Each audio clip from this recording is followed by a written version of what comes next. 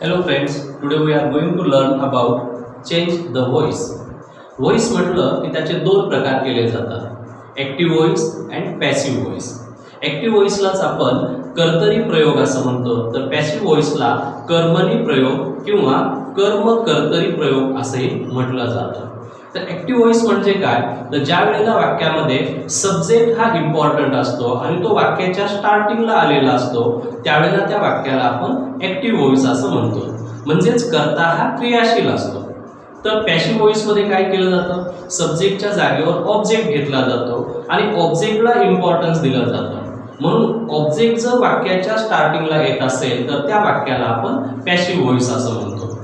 तर आपण active व्हॉइसचं passive voice कसं करायचं याचे काही एक्झाम्पल्स अभ्यासणार आहेत.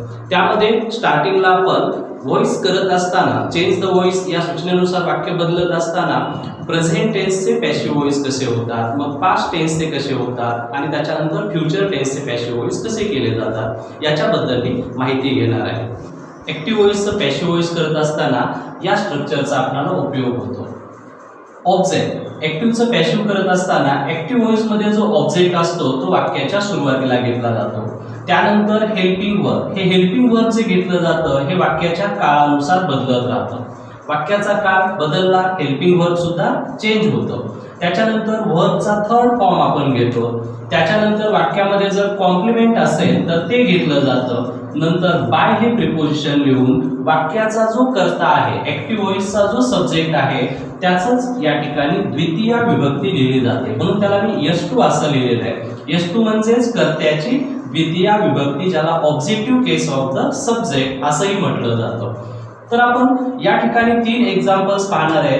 या तिन्ही एक्झाम्पल्स मी या ठिकाणी सिंपल प्रेझेंट टेन्सचे घेतलेले आहेत. तर सिंपल प्रेझेंट टेन्सचं वाक्य असेल आणि त्याचा आपल्याला पॅसिव्ह व्हॉइस करायचा असेल तर हेल्पिंग वर्ब घेतले जातात एम, इज, आर याच्यापैकी हेल्पिंग वर्बचा वापर केला जातो. आपण फर्स्ट एक्झाम्पल अभ्यासणार आहे. People eat mangoes in summer. अगोदर सर्वात पहिल्यांदा लक्षात घ्यायचं की या वाक्यामधला सब्जेक्ट कोणता आहे आणि या वाक्यामधला ऑब्जेक्ट कोणता आहे. जसं की आपण पाहिलं तर या वाक्यामध्ये सब्जेक्ट आहे पीपल, ईट हा आहे वर्ब आणि ऑब्जेक्ट आहे मँगोज आणि इन समर हे आहे कॉम्प्लिमेंट. आता एक लक्षात घ्यायचं या ठिकाणी सब्जेक्ट कसा ओळखायचा, जो वर्ब आहे या वर्बला आपण हू ने प्रश्न विचारला, हू ईट कोण खातं, हू ईट म्हटल्याबरोबर आपल्याला आन्सर मिळतं पीपल ईट, म्हणजे सब्जेक्ट मिळतो. हू या प्रश्नाचं उत्तर म्हणजे सब्जेक्ट असतं. आणि त्याच्यानंतर आपण या वर्बलाच व्हॉट ने प्रश्न विचारला तर आपल्याला ऑब्जेक्ट मिळतो. व्हॉट डू पीपल ईट म्हणजे लोक काय खातात, काय खातात म्हटल्याबरोबर आपल्याला त्याचं उत्तर मिळतं मँगोज, म्हणजे मँगोज हा ऑब्जेक्ट आहे. या ठिकाणी एक गोष्ट आणखी आपण क्लिअर करणं गरजेचं आहे, ती म्हणजे क्रियापदाला हूने प्रश्न विचारला की सब्जेक्ट मिळतो आणि क्रियापदाला व्हॉटने प्रश्न विचारला की ऑब्जेक्ट मिळतो. जर काही वेळेला वाक्यामध्ये 2 ऑब्जेक्ट असतील तर हूने प्रश्न विचारल्यानंतर पण एक ऑब्जेक्ट मिळतो, ज्याला आपण इनडायरेक्ट ऑब्जेक्ट असं म्हणतो. म्हणजे काही वेळेला वाक्यात 2 ऑब्जेक्ट असतात, व्हॉटने प्रश्न विचारला डायरेक्ट ऑब्जेक्ट मिळतो, हूने प्रश्न विचारला इनडायरेक्ट ऑब्जेक्ट मिळतो. मग आता या दिलेल्या वाक्याचं आपण पॅसिव्ह व्हॉइस कसं करायचं, जसं की स्ट्रक्चर मध्ये लिहिल्याप्रमाणे ऑब्जेक्ट स्टार्टिंगला घ्यायचा मँगोज,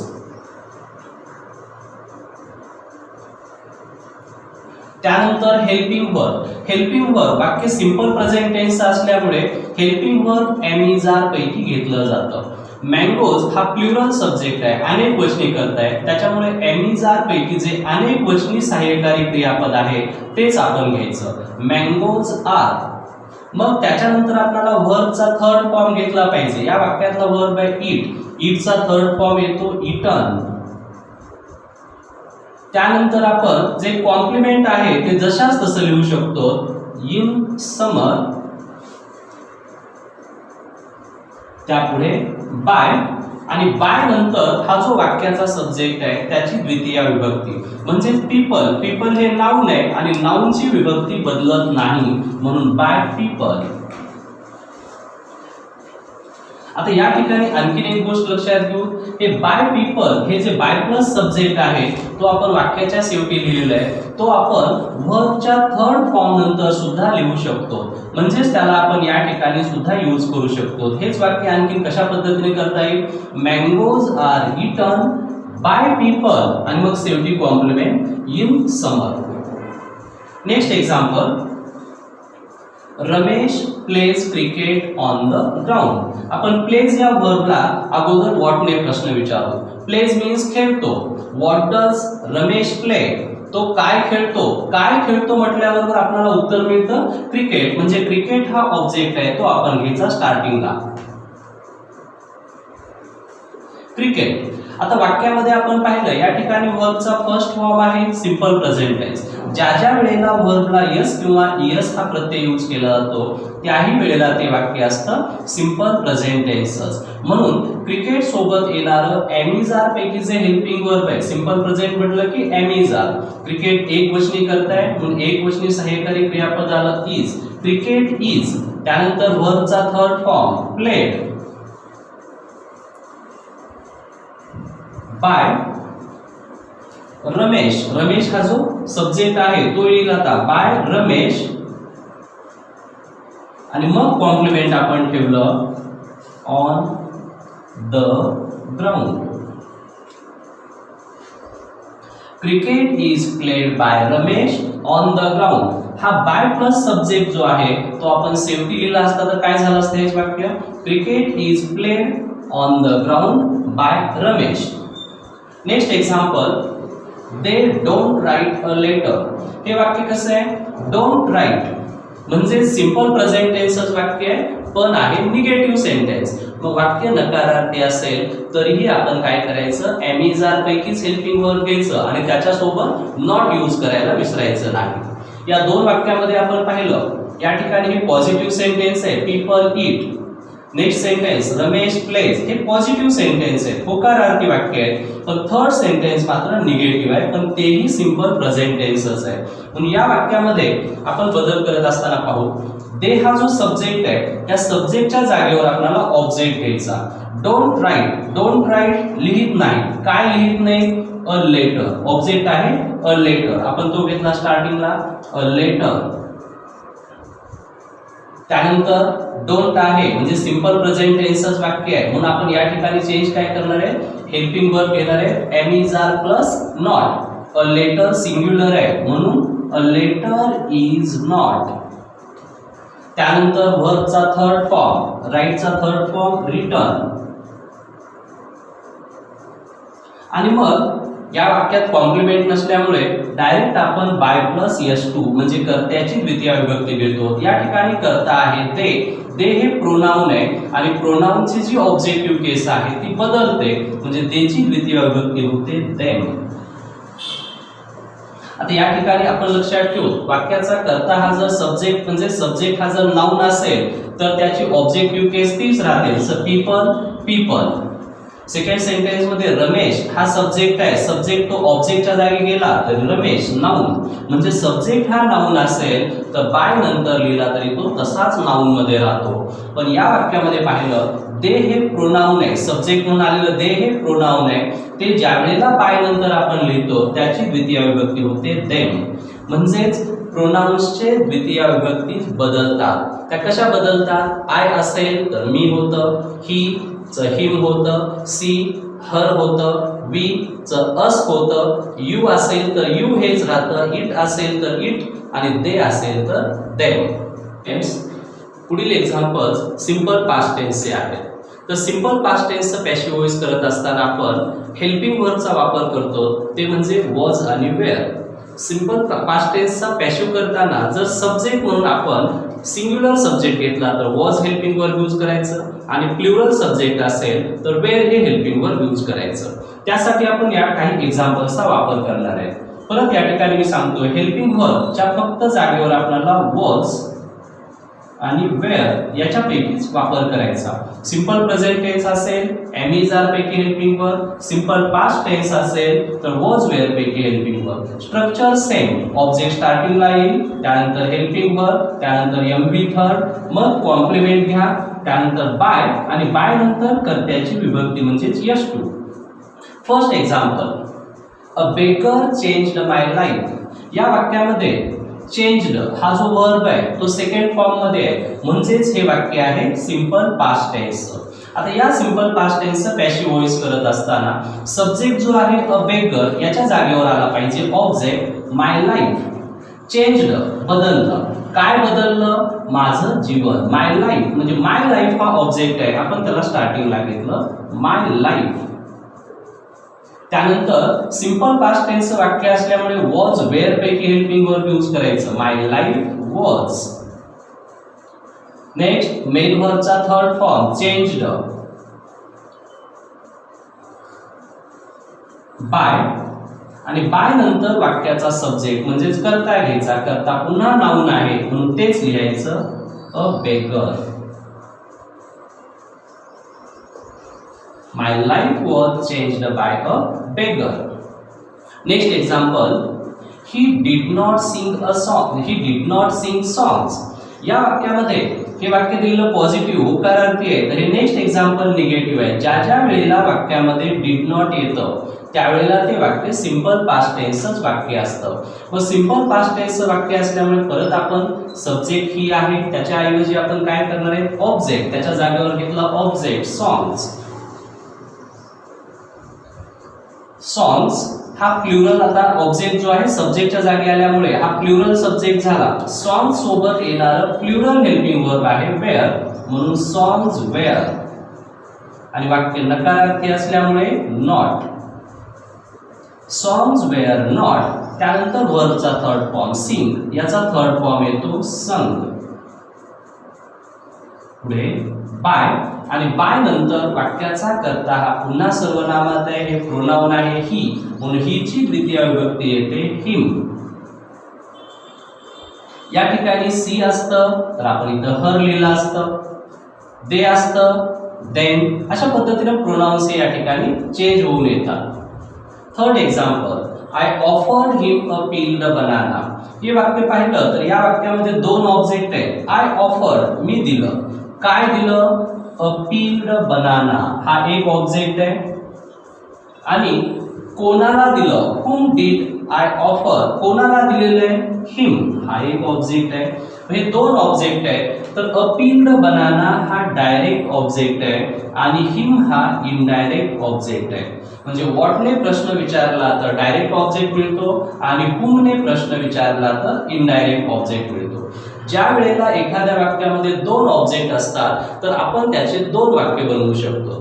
एक तर डायरेक्ट ऑब्जेक्ट आपण सब्जेक्टच्या जागेवर घ्यायचा किंवा इनडायरेक्ट ऑब्जेक्ट. तर आपण स्टार्टिंगला डायरेक्ट ऑब्जेक्ट हा सब्जेक्टच्या जागेवर घेणार आहे. आय हा सब्जेक्ट, याच्या जागेवर आपण घेऊ अ peeled banana.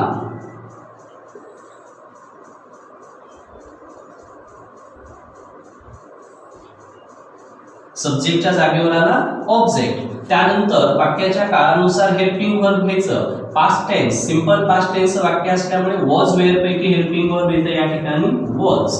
A peeled banana was. नंतर लगेच मेन वर्बचा third form offered. A peeled banana was offered. आणि आता राहिलेला जो इनडायरेक्ट ऑब्जेक्ट आहे तो त्याच्या पुढे तसाच लिहायचा हिम. पण ज्याही वेळेला आपण ऍक्टिव्हचं पॅसिव्ह व्हॉइस करतो त्यावेळेला काय केलं जातं, वर्बचा थर्ड फॉर्म लिहिला त्याच्यानंतर जर इनडायरेक्ट ऑब्जेक्ट लिहायचा असेल तर ते टू ने जोडून लिहितात, टू हिम.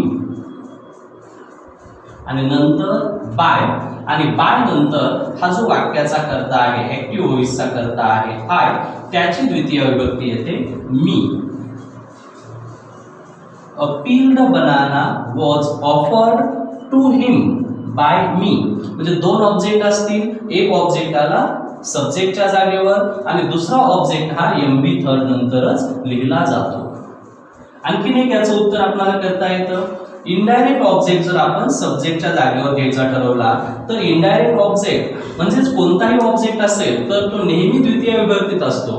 पण तो जर सब्जेक्टच्या जागेवर येत असेल तर त्याची प्रथमा विभक्ती म्हणजे नॉमिनेटिव्ह केस केली जाते. हिम हा सब्जेक्टच्या जागी आला तर त्याचं रूपांतर होतं ही. नंतर वाक्याच्या काळानुसार हेल्पिंग वर्ब सिंपल पास्ट असल्यामुळे वॉज वेअर पैकी आलं परत वॉज, ही वॉज. नंतर वर्बचा third form offer, he was offer. आता एक ऑब्जेक्ट आपण आहे इनडायरेक्ट ऑब्जेक्ट स्टार्टिंगला घेतला तर डायरेक्ट ऑब्जेक्ट शिल्लक राहिला तो आधी लिहून घ्यायचा. अ पील्ड बनाना बाय आणि मग पुढे मी. मी हा काय आहे तर दिलेल्या वाक्याचा सब्जेक्ट आहे, त्याची द्वितीय विभक्ती मी. फ्रेंड्स, पुढील एक्झाम्पल्स आपण सिंपल फ्युचर टेन्सचे अभ्यासणार आहे. तर सिंपल फ्युचर टेन्सचे वाक्य पॅसिव्ह मध्ये घेत असताना आपण शल बी, विल बी याचा वापर करत असतो आणि त्याच्यानंतर वर्बचा थर्ड फॉर्म घेतो. त्याच पद्धतीने शल आणि विल हे जे हेल्पिंग वर्ब आहेत हे मॉडल हेल्पिंग वर्ब आहेत. म्हणून मॉडल हेल्पिंग वर्ब असेल तर काय केलं जातं तेही आपण या ठिकाणी एक्झाम्पल मध्ये पाहणार आहे. She will help her mother at home. हे जे फर्स्ट एक्झाम्पल आहे हे एक्झाम्पल आहे सिंपल फ्युचर टेन्सचं. सब्जेक्ट आहे, त्यानंतर शल विल पैकी हेल्पिंग वर्ब आणि वर्बचा जो रूट फॉर्म आहे म्हणजे मूळ रूप ज्याला आपण पहिलं रूप असे म्हणतो ते या ठिकाणी यूज केलेलं आहे. ज्यावेळेला कोणतंही वाक्य सिंपल प्रेझेंट टेन्सचं असतं त्यावेळेला त्याचा पॅसिव्ह करत असताना जे हेल्पिंग वर्ब या स्ट्रक्चरमध्ये हेल्पिंग वर्बच्या जागेवर आपण shall oblique will plus be याचा वापर करतो. तर हे वाक्य आपण पाहू. She will help her mother at home. या वाक्यामध्ये हर मदर हा आहे ऑब्जेक्ट आणि सी हा आहे सब्जेक्ट. हु विल हेल्प, कोण मदत करील, सी विल हेल्प. म्हणजे सब्जेक्ट मिळाला पुढच्या प्रश्नाचं उत्तर. हु विल हेल्प, कोणाला मदत केली जाईल, हर मदर म्हणजेच ऑब्जेक्ट मिळाला आपल्याला हर मदर. ॲट होम हे कॉम्प्लिमेंट. तर ऍक्टिव्हचं पॅसिव्ह करत असताना सब्जेक्टच्या जागेवर ऑब्जेक्ट हर मदर. त्यानंतर वाक्य सिंपल फ्युचर टेन्स असल्यामुळे हेल्पिंग वर्ब शल विल यापैकी हेल्पिंग वर्ब येईल आणि त्याच्यानंतर बी घेतलं पाहिजे. तर ज्यावेळेला वाक्याचा कर्ता म्हणून आय किंवा वी येतं त्यावेळेला आपण शल यूज करतो आणि ऑदर सब्जेक्ट असेल तर विल. हर मदर सोबत येणारा हेल्पिंग वर्ब आहे विल आणि लगेच पुढे आपण बी लिहायचं आणि बी लिहिल्यानंतर वर्बचा थर्ड फॉर्म हेल्पचा थर्ड फॉर्म येतो helped. Her mother will be helped. आता लगेच कॉम्प्लिमेंट घेऊन आपण ॲट होम आणि पुढे बाय आणि बाय नंतर वाक्याचा कर्ता हा सी हे प्रोनाउन आहे म्हणून सी याची द्वितीय विभक्ती येते her. Her mother will be helped at home by her. किंवा हेच बाय हर आपण कुठे लिहू शकतो वर्ब नंतर सुद्धा. Her mother will be helped by her at home. Next example, we shan't watch TV. हे वाक्य निगेटिव्ह आहे. निगेटिव्ह असेल तरी काही फरक नाही, आपण नेहमीप्रमाणेच वाक्य करायचं. या वाक्यामध्ये सब्जेक्ट आहे वी आणि ऑब्जेक्ट आहे टीव्ही. ऑब्जेक्ट आपण स्टार्टिंगला घेतला टीव्ही. त्यानंतर निगेटिव्ह सेंटेन्स आहे तर तेच निगेटिव्ह हेल्पिंग वर्ब घ्यायचं. टीव्ही शॅन्ट आहे तर ते थोडा बदल करावा लागेल. आय आणि वी सोबत शल येतं. शॅन्ट म्हणजे शल नॉट. तर आपण टीव्ही हा ऑब्जेक्ट जो आहे तो आता सब्जेक्टच्या जागी आला तर याच्या सोबत घेतलं जाईल हेल्पिंग वर्ब विल. म्हणून आपण या ठिकाणी वोंट और विल नॉट असा आपण निगेटिव्ह फॉर्म घेऊ शकतो. कारण टीव्ही सोबत विल, आय आणि वी सोबत शॅल येतं. शॅल नॉटचा शॉर्ट फॉर्म येतो शॅन्ट आणि विल नॉटचा शॉर्ट फॉर्म येतो वोंट. म्हणून टीव्ही वोंट. मग पुढे लगेच बी आणि बी नंतर वर्बचा थर्ड फॉर्म वॉचचा थर्ड फॉर्म आला watched. TV won't be watched. आता त्याच्या पुढे बाय प्लस सब्जेक्ट बाय आणि हा जो सब्जेक्ट आहे वी ची द्वितीय विभक्ती होते us. TV won't be watched by us और TV will not be watched by us. Next example, they can give me a story book. या वाक्यामध्ये कॅन हे मॉडल हेल्पिंग वर्ब आहे. ज्याही वेळेला वाक्यामध्ये मॉडल हेल्पिंग वर्ब येतं त्यावेळेला आपण पॅसिव्ह व्हॉइस करत असताना तेच मॉडल हेल्पिंग वर्ब वापरायचं असतं. पण या वाक्यामध्ये दोन ऑब्जेक्ट आहेत. एक ऑब्जेक्ट आहे मी आणि दुसरा ऑब्जेक्ट आहे अ स्टोरी बुक. मी हा इनडायरेक्ट ऑब्जेक्ट आहे आणि अ स्टोरी बुक हा डायरेक्ट ऑब्जेक्ट आहे. तर आपण त्याचा वापर या ठिकाणी करणार आहे. Stop. Third example, they can give me a story book. या वाक्यामध्ये दोन ऑब्जेक्ट आहेत, मी अँड अ स्टोरी बुक. एक मी हा इनडायरेक्ट ऑब्जेक्ट आहे, अ स्टोरी बुक हा डायरेक्ट ऑब्जेक्ट आहे. आपण डायरेक्ट ऑब्जेक्ट अगोदर स्टार्टिंगला घेऊ. अ स्टोरी बुक. त्यानंतर आता जे हेल्पिंग वर्ब आपल्याला घ्यायचं आहे, ज्याही वेळेला ऍक्टिव्ह व्हॉइस मध्ये मॉडर्न हेल्पिंग वर्ब येतं, मग ते कोणतंही असेल, shall, should, will, would, can, would, may, might, must, जे पण हेल्पिंग वर्ब आहे तर ते हेल्पिंग वर्ब येतं तेच पॅसिव्ह व्हॉइस मध्ये यूज करायचं. अ story book can. Modern helping verb आलं की त्याच्यापुढे बी लिहायला विसरायचं नाही. बी लिहिलं की लगेच वर्बचा third form. A story book can be. गिव्हचा थर्ड फॉर्म येतो given. A story book can be given. आता राहिलेला ऑब्जेक्ट आहे, मी हा इनडायरेक्ट ऑब्जेक्ट आहे, तो आपण त्याला जोडून घ्यायचा to me. A story book can be given to me. आणि मग पुढे बाय प्लस सब्जेक्ट. बाय देचा विभक्ती फॉर्म जो आहे, ऑब्जेक्टिव्ह केस आहे, ती आहे them. A story book can be given to me by them. याच वाक्यामध्ये मी हा इनडायरेक्ट जो ऑब्जेक्ट आहे तो आपण जर स्टार्टिंगला घेतला, सब्जेक्टच्या जागी घेतला, तर मीची प्रथमा विभक्ती होते आय. सब्जेक्टच्या जागी येणारा प्रत्येक शब्द हा प्रथमा विभक्तीत नॉमिनेटिव्ह केस मध्ये असतो. आय मॉडर्न हेल्पिंग वर्ब आहे, तेच घेतलं आपण. कॅन, त्याच्या पुढे लगेच लिहिलं बी. त्यानंतर वर्बचा थर्ड फॉर्म गिव्हन. नंतर जो डायरेक्ट ऑब्जेक्ट राहिलेला आहे तो अ स्टोरी बुक. बाय आणि दे या सब्जेक्टची जी द्वितीय विभक्ती आहे देम. फ्रेंड्स, आतापर्यंत आपण simple present tense, simple past tense आणि सिंपल फ्युचर टेन्सचे एक्झाम्पल्स पाहिलं. आणि त्याचबरोबर वाक्यामध्ये मॉडर्न हेल्पिंग वर्ब आला असेल तर काय केलं जातं हेही आपण अभ्यासलं. आपण आता टेन्स चेंज करत आहे. प्रेझेंट कंटिन्युअस टेन्स आणि पास्ट कंटिन्युअस टेन्सचं वाक्य जर ऍक्टिव्ह व्हॉइसचं असेल तर त्याचं पॅसिव्ह व्हॉइस कसं केलं जातं. स्ट्रक्चरमध्ये काही बदल होत नाही, थोडासा बदल केला जातो. तो कसा केला जातो हे आपण आता अभ्यासणार आहे. ऑब्जेक्ट स्टार्टिंगला, त्यानंतर हेल्पिंग वर्ब. मग हे हेल्पिंग वर्ब जे आहे, जर वाक्य प्रेझेंट कंटिन्युअस टेन्सचं असेल तर am, is, are plus being यांचा आपण हेल्पिंग वर्बच्या जागेवर वापर करायचा. आणि हे जर वाक्य पास्ट कंटिन्युअस टेन्सचं असेल तर वॉज, वेअर प्लस बीइंग यांचा वापर आपण हेल्पिंग वर्बच्या जागेवर करायचा. इतर स्ट्रक्चर सेम राहणार आहे, ऑब्जेक्ट तिथेच राहणार आहे, हेल्पिंग वर्बची जागा चेंज होईल. मग वर्बचा थर्ड फॉर्म, कॉम्प्लिमेंट, बाय आणि एस टू हे सेम पॅटर्न मध्येच राहणार आहे. फर्स्ट एक्झाम्पल आपण या ठिकाणी पाहू. सी इज रायटिंग अन एसे. या वाक्यामध्ये हे वाक्य पाहिल्यावर तुमच्या लक्षात येतं इज आणि writing, subject plus am is are plus verbs ING form असं वाक्य आलं की आपण प्रेझेंट कंटिन्युअस म्हणतो. सी च्या जागेवर आता आपण ऑब्जेक्ट घेणार आहे एन एसे. एन एसे सब्जेक्टच्या जागेवर ऑब्जेक्ट आला.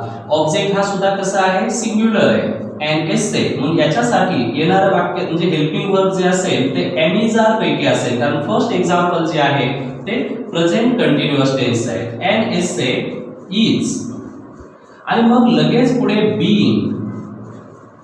आता हे बीइंग का लिहिलं, ज्याही वेळेला वाक्यातलं क्रियापद हे आयएनजी फॉर्म मध्ये असतं त्यावेळेला आपण पॅसिव्ह व्हॉइस करत असताना बीइंग आणि त्याच्यानंतर वर्बचा थर्ड फॉर्म लिहितो. म्हणून an essay is being written by आणि सब्जेक्ट जो आहे SHE सी, म्हणजेच या ठिकाणी प्रोनाउन आहे, सी ची द्वितीय विभक्ती आली her. Next example, we were eating mangoes. हे वाक्य आहे पास्ट कंटिन्युअस टेन्सचं आणि ज्याही वेळेला वाक्य पास्ट कंटिन्युअस टेन्सचं असतं त्यावेळेला आपण वॉज, वेअर प्लस बीइंग असा वापर करायचा असतो. सब्जेक्ट वी च्या जागेवर येणारे ऑब्जेक्ट मँगोज. मँगोज मँगोज हा परत प्लुरल नाउन असल्यामुळे आपण वॉज वेअर पैकी हेल्पिंग वर्ब घेणार आहे वेअर. Mangoes were being. मग इटचा third form eaten. Mangoes were being eaten by, आणि हा जो सब्जेक्ट आहे बी ची द्वितीय विभक्ती आली अस. या ठिकाणी आपल्या लक्षात आलं असेल दोन्ही वाक्यामध्ये इथे रायटिंग होतं बीइंग रिटन. नेक्स्ट एक्झाम्पल मध्ये ईटिंग आहे बीइंग इटन. अशा पद्धतीने बीइंगचा वापर केला जातो. म्हणजेच कंटिन्युअस टेन्स असेल तर हेल्पिंग वर्बच्या जागेवर आपण am is are plus being plus M with third, आणि पास्ट टेन्स असेल तर was were plus being plus M with थर्डचा वापर करतो. फ्रेंड्स, पुढील examples present perfect tense, past perfect tense आणि फ्युचर परफेक्ट टेन्सचे आहेत. ज्याही वेळेला ऍक्टिव्ह व्हॉइसचं पॅसिव्ह व्हॉइस आपण करतो त्यावेळेला परफेक्ट टेन्स आला की आपल्याला been plus M with third घ्यावं लागतं. तर आपण त्या पद्धतीनं माहिती घेऊ. फर्स्ट एक्झाम्पल आहे present perfect tense. He has authored many books. या वाक्याचा आपण पॅसिव्ह व्हॉइस करत असताना वाक्यामधला जो ऑब्जेक्ट आहे तो स्टार्टिंगला घेणार आहे मेनी बुक्स.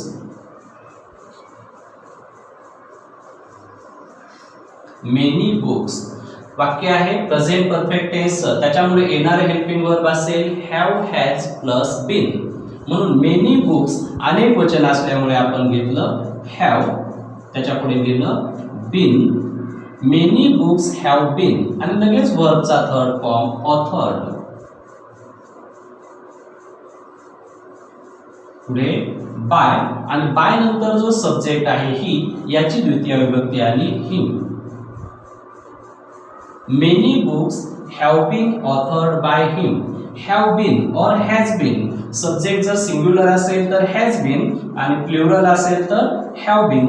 याचा वापर आपण present perfect tense passive voice करताना करतो. नेक्स्ट एक्झाम्पल आहे past perfect tense. She had already seen me.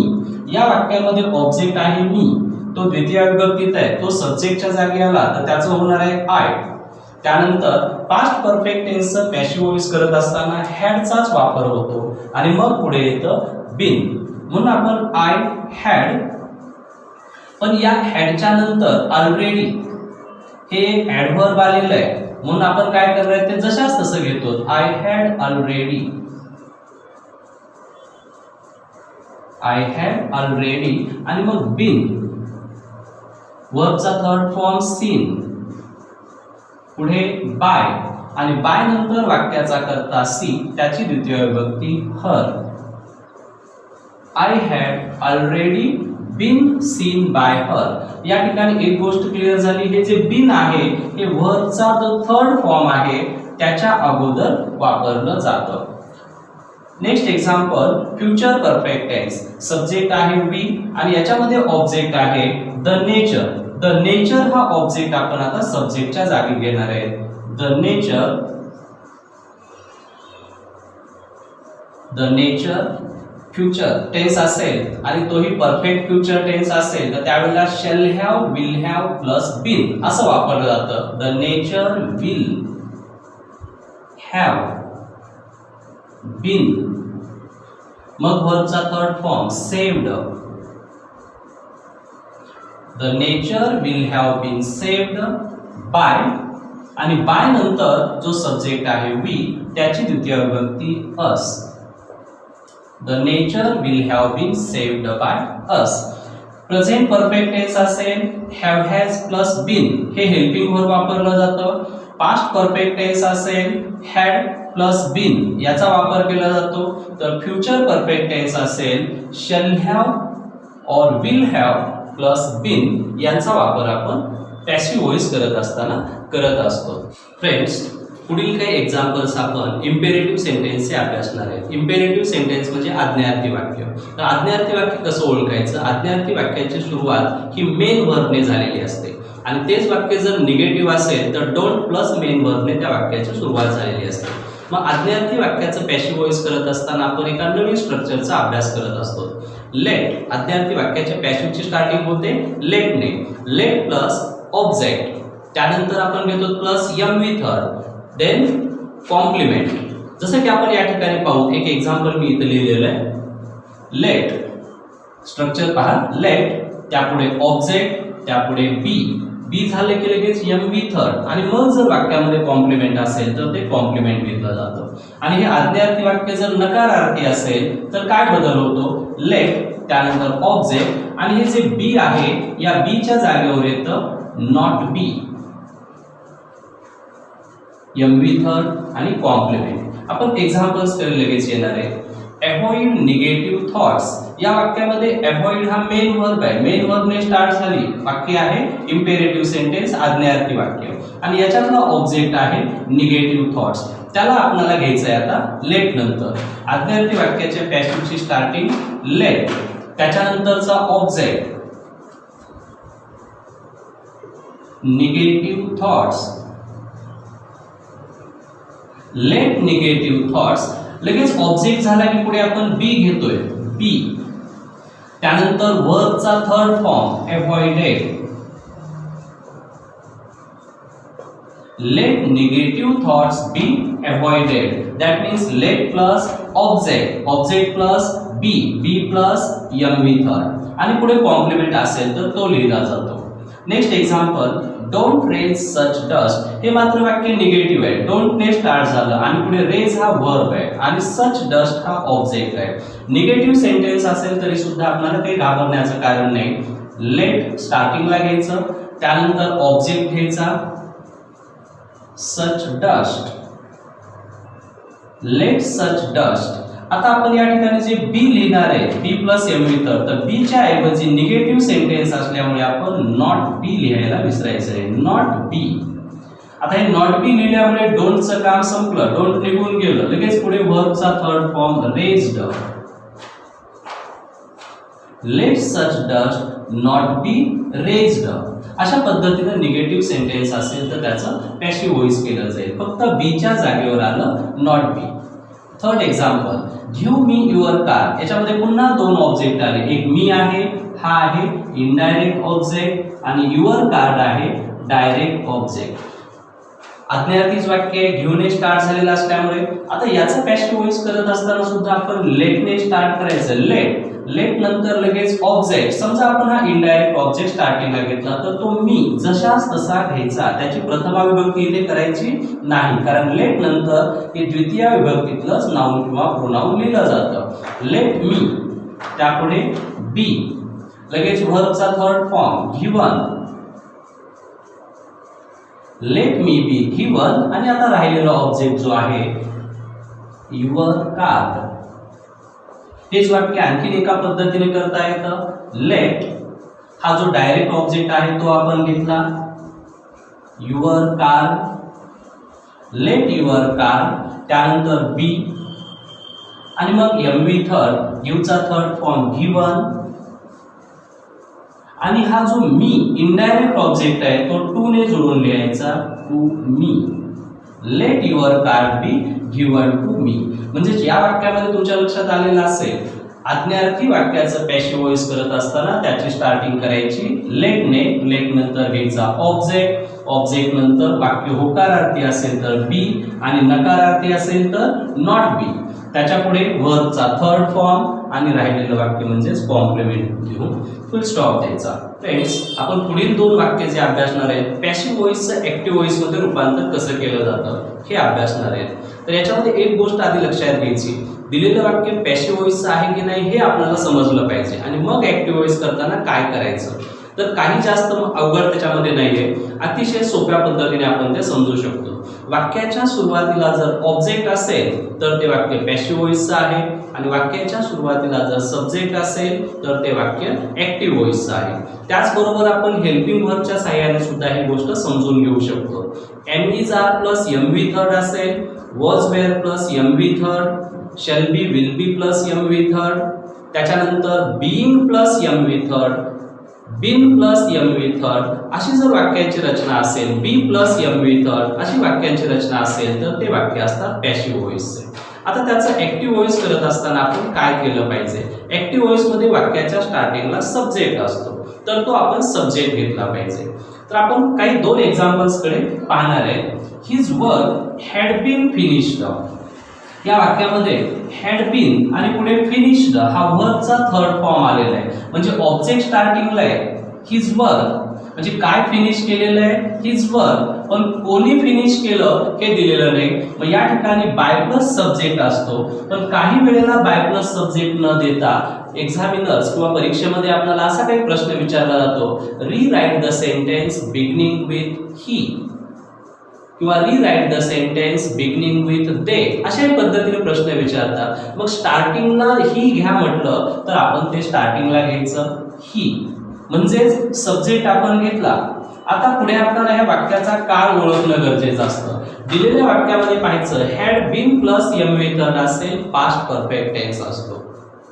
मग आपल्याला पास्ट परफेक्ट टेन्सचं ऍक्टिव्हचं वाक्य करायचं असेल तर आपण पास्ट परफेक्ट टेन्सचं स्ट्रक्चर लक्षात घ्यायचं, जे आपलं रेग्युलर टेन्सचं स्ट्रक्चर आहे. म्हणजेच कशा पद्धतीनं S plus had plus MV third plus O, म्हणजे सब्जेक्ट आपल्याला मिळाला ही, त्याच्यानंतर पास्ट परफेक्ट असल्यामुळे आपण घेतलं हॅड, त्याच्या पुढे आपल्याला वर्बचा थर्ड फॉर्म घ्यायचा आहे फिनिश्ड, ही हॅड फिनिश्ड. आता त्याच्या पुढे ऑब्जेक्ट घ्यायचा जो स्टार्टिंगला आहे his work, he had finished his work. हे वाक्य होतं पॅसिव्ह व्हॉइसचं, त्याचं आपण केलं ऍक्टिव्ह व्हॉइस, म्हणजे वाक्याच्या सुरुवातीला घेतला सब्जेक्ट. कारण सूचना काय आहे असं समजलं आपण, rewrite the sentence beginning with he. जशा पद्धतीने सूचना देतील त्या पद्धतीने आपण सब्जेक्ट घेऊ शकतो. Next example, Meena was surprised by my question. या वाक्यामध्ये मीना हा खरं पाहिलं तर ऑब्जेक्ट आहे आणि बाय नंतर हा सब्जेक्ट या ठिकाणी आपल्याला दिलेला आहे. जर सब्जेक्ट दिला असेल तर ते आपल्याला अधिक सोपं जातं. बाय माय क्वेश्चन म्हणजे बाय नंतर जो सब्जेक्ट आहे तो आपण स्टार्टिंगला घ्यायचा, माय क्वेश्चन. आता त्याच्यानंतर आपल्याला वर्ब फॉर्म करेक्टली यूज करायचा असतो. त्याच्यासाठी आपण दिलेल्या वाक्यातला जो वर्ब फॉर्म आहे तो पाहायचा. Was surprised, was were plus MV third असेल तर ते वाक्य असतं सिंपल पास्ट टेन्सचं. मग सिंपल पास्ट टेन्सचं आपण ऍक्टिव्ह व्हॉइसचं वाक्य करत असताना स्ट्रक्चर घ्यायचं yes plus V2 plus O और एमव्ही सेकंड प्लस ओ. मग सब्जेक्ट आपल्याला मिळाला माय क्वेश्चन. आता वर्बचा सेकंड फॉर्म डायरेक्ट घ्यायचा कारण हे वाक्य आहे सिंपल पास्ट टेन्स, सरप्राइज्ड. माय क्वेश्चन सरप्राइज्ड. आणि त्याच्या पुढे आता ऑब्जेक्ट, जो ऑब्जेक्ट स्टार्टिंगला असतो पॅसिव्ह व्हॉइस मध्ये तो आपण ऍक्टिव्ह मध्ये पुन्हा वर्ब नंतर लिहितो, म्हणजेच मीना. आता इथे मी एक गोष्ट तुम्हाला मुद्दाम क्लिअर करून सांगणार आहे, ते म्हणजे काय हे लक्षात घ्या. Meena was surprised by my question, तर आपण स्टार्टिंगला सब्जेक्ट घेतला माय क्वेश्चन, त्याच्यानंतर सिंपल पास्ट टेन्स वाक्य आहे म्हणून वर्बचा सेकंड फॉर्म यूज केला सरप्राइज्ड आणि ऑब्जेक्ट आहे तो लिहिला आपण पुढे मीना. अशाच पद्धतीने प्रत्येक वाक्य आपल्याला ओळखता आलं पाहिजे. सिंपल प्रेझेंट टेन्स वाक्य असेल तर या ठिकाणी काय असतं, Meena is surprised by my question. तर मग आपण इज सरप्राइज्ड आहे म्हटलं की simple present tense, was surprised आहे म्हटलं की simple past tense, shall be will be surprised असेल तर सिंपल फ्युचर टेन्स असं समजतो, हॅव हॅज बीन सरप्राइज्ड असं असेल present perfect tense, had been plus surprised असेल past perfect tense, shall have will have plus been plus surprised असं असेल तर future perfect tense. आणि इथंच समजा am is are being surprised असतं present continuous tense, was were plus being surprised असतं तर ते वाक्य असतं पास्ट कंटिन्युअस टेन्स. म्हणजे आपल्याला वाक्याचा काळ ओळखूनच ऍक्टिव्ह व्हॉइस मध्ये त्याचं रूपांतर करावं लागतं. तर असे काही एक्झाम्पल्स आपल्याला अनेकसे पाहता येतील जे मी नेक्स्ट व्हिडिओमध्ये तुम्हाला देईन. थँक्यू.